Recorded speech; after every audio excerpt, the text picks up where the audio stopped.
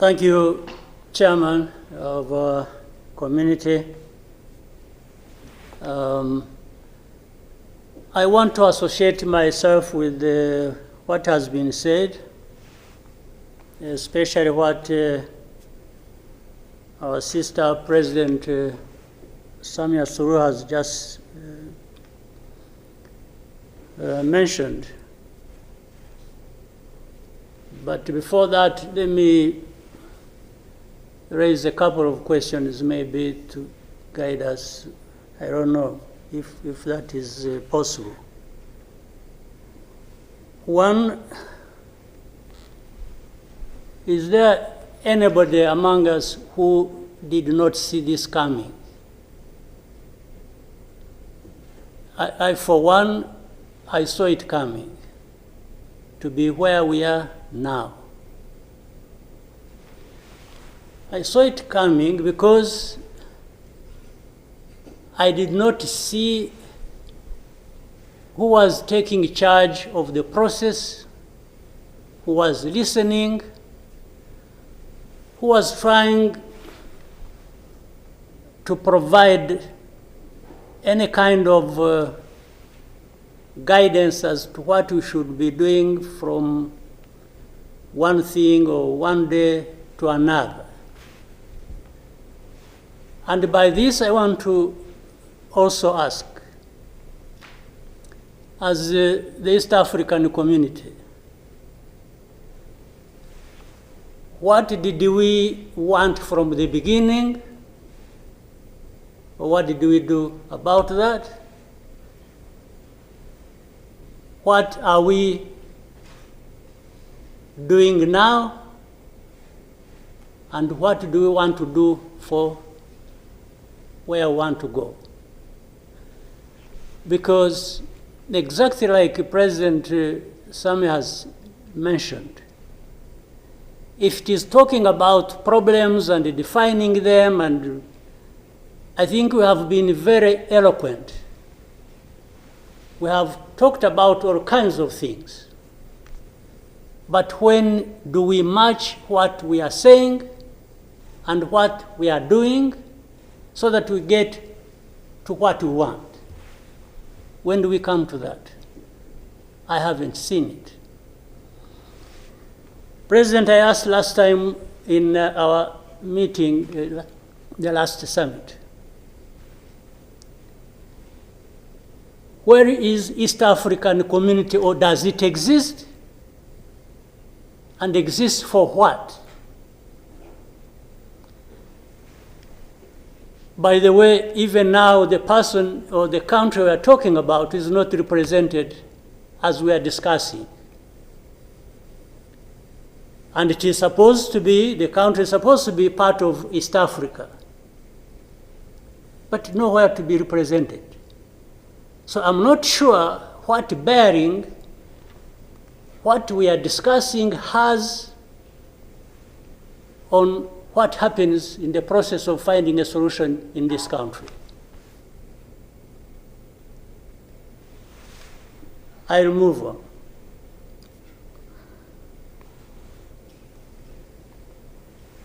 The conflict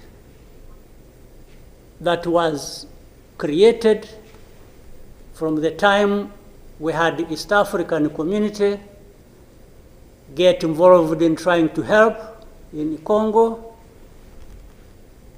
and later on when the East African force was trying its best and we are seeing progress,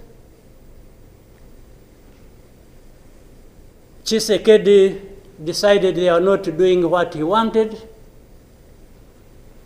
and went to SADC. SADC agreed they would come and do what he wanted and sent everybody packing. And that we complied and kept quiet. What really did we expect to come out of this?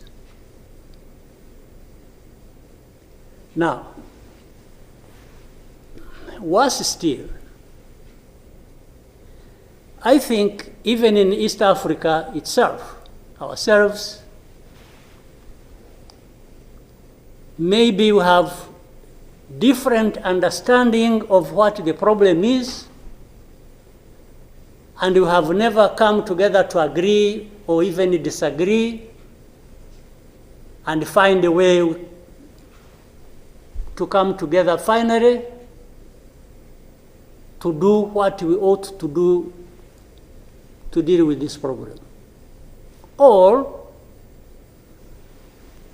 we simply decided, each country, to move on its own with a different agenda arising out of involvement or whatever in Congo, and that was enough.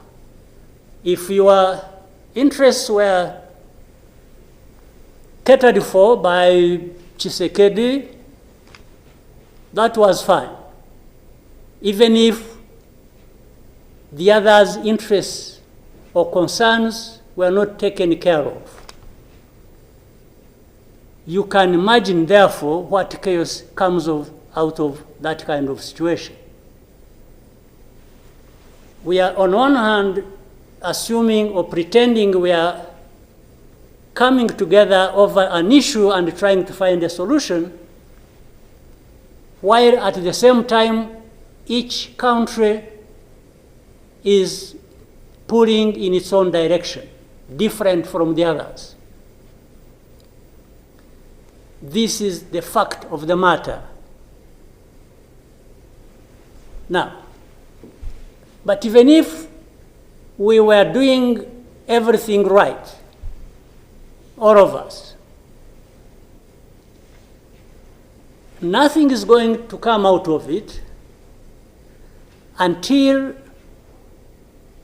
those mainly concerned are also part of it and participating and contributing to the success of the process through which they are getting the support. But if the parties decide or accept to be manipulated, because, and by the way, that's exactly what happened, and I think in Congo, there are experts for doing that. They would go to one party and promise them something, and then they would decide to keep quiet about what is obviously going. For the last 2 days, on Monday and today this morning, I spoke with the President of South Africa, who sought me out to speak with me on this matter because of their involvement in Eastern Congo. And he's also there pretending to be playing a peacemaker role, and he has a force that has been fighting alongside FDLR and has been fighting the M23 on the instructions of Tshisekedi, because these are people who are not supposed to be in Congo, that these are from Rwanda, or the M23 are not Rwandans, please. These are Congolese, and one time he accepts it, then another time he says, no, part of it is yes, and then the other part is from Rwanda, and these are He keeps on going. And how do we, leaders of our own countries, accept this to go on forever and just accept that we shall be manipulated by Tshisekedi or whoever is supporting him? And South Africa dares even issue threats about what is likely to happen after that, and so on and so forth. Of course, we will see what threats they are talking about. Maybe they should have done that exactly for which they have been issuing threats, they should have done it to clean up the mess in Eastern Congo, or to fight back those who have been trying to clean up the mess. So then you have the whole international community just confused. They talked about Rwanda, they talked about the Nairobi process. Honestly, even here, maybe you will help me understand what all this means. The processes became an end in themselves. And the people leading these processes became more important than the results of the processes. The Nairobi process became a Uhuru process. Then the Rwanda process, it's like you can't say anything that will displease President Lorenzo. Definitely, this does not help deal with such a serious matters as we are faced with today. That in the end, just because they can't be addressed, we have such a situation that, like we have now. And if anybody, and above all, I don't understand how Tshisekedi keeps thinking that he will resolve the problems to do with rights of people militarily. Kill them, shoot them, bring in forces that are ready to help, like especially Burundi. Well, I don't know whether that has been helpful for the last few days or weeks. They have been doing that. So I want us to, Chairman, Your Excellencies, I want us, whatever we are saying and whatever we intend to do, we capture the context rightly and then proceed based on that, and maybe we can get somewhere. But otherwise, if we keep saying good things, saying that, and to each other being nice, and then each one fulfilling their own interests other than others' interests, the common interests we have as East Africans, then I don't see how we are going to contribute effectively to finding a solution. But really, to have even had East African community expelled from Eastern Congo and everybody complied and then there was quiet, it's as if it was normal or that is okay. Everything dictated by the country or the person we are trying to help. I didn't understand that. And that's where we are now. That's how we are here, where we are. So let me maybe for now stop here. I would really want to hear advice of others, but I think it's not just a play thing. It's not, it's a serious matter, evidently, because it consumes people's lives. And the other day, 2-3 days ago, we lost people. There was a lot of sharing from Eastern Congo, from Goma, and killed a dozen people and injured hundreds. We will definitely take care of that. There's no question about it. Thank all, like he did. He didn't want East African community because they were not doing things the way he wanted, even if it was not right.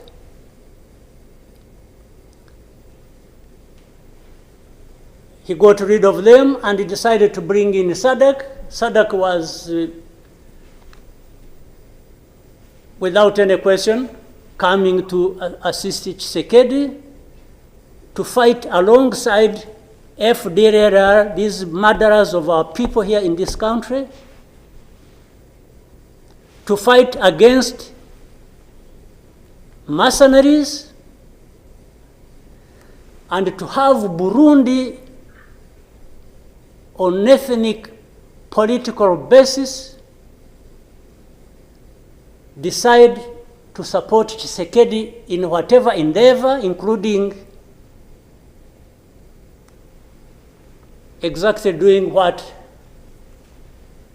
those murderers did to our people and what they are doing in Eastern Congo. They have displaced people, they have killed people, they have persecuted them on a daily basis for who they are. We have refugees here who have been here for the last 20 plus years, just dislocated from Congo and sent to Rwanda because they say these are ethnic Tutsis and therefore they belong to Rwanda, they don't belong there. And everybody is around. I don't know how many entities we have in Congo, honestly. We have MONUSC, we have SAMI DRC, we have mercenaries, we have Burundi, we have FDLR that has joined them. And everybody is there watching this thing, and we pretend it's like we don't understand what has been going on for all these years. And then when things like this of last week erupted, we behave like we are surprised or we are concerned about humanitarian crisis, about this and that. Isn't persecuting and killing people and displacing them part of that humanitarian concern? So as East Africans, we sit here and then do what?